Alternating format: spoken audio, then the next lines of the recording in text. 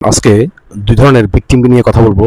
যারা সত্যিকারের ভুক্তভোগী এরা কখনোই ন্যায্য বিচার পায় না, শুধু মিথ্যে আশ্রয় নেওয়ার কারণে। যারা প্রকৃত ভুক্তভোগী তারাও বিচার পায় না।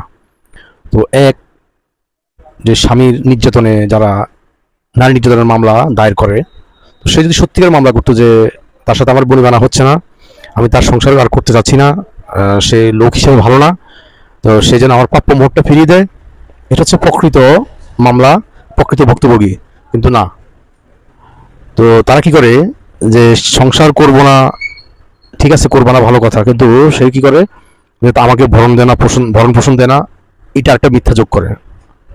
তারপরে কি করে যে আমার শ্বশুর শাশুড়ি আমার উপর নির্যাতন করে, সে আরেকটা যোগ করে, এবং আমার ননদ ভাসুর আমাকে নির্যাতন করে, সে আরেকটা যোগ করে।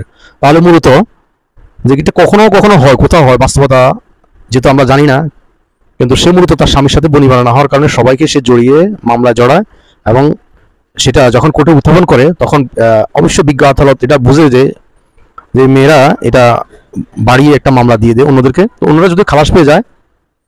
কিন্তু এই মিথ্যা আচরণের কারণে যারা সত্যিকারের অনেক নির্যাতন করা হয়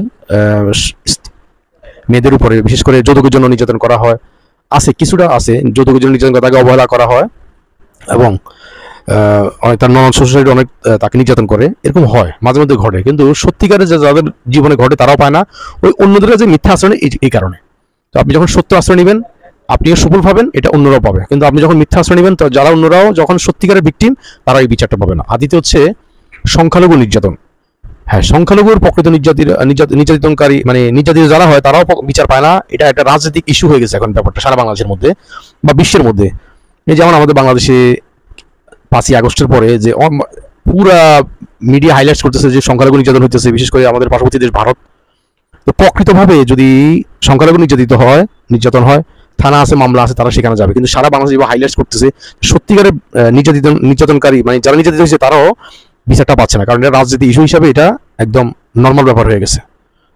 তো মনে হয় যেন ওই দিনই বাংলাদেশের সমস্ত হিন্দুকে নির্যাতন করা হয়েছে, আর কোনোদিনও করা হয় নাই, অতীতেও করা নাই, এখন ভবিষ্যতে করা হচ্ছে না।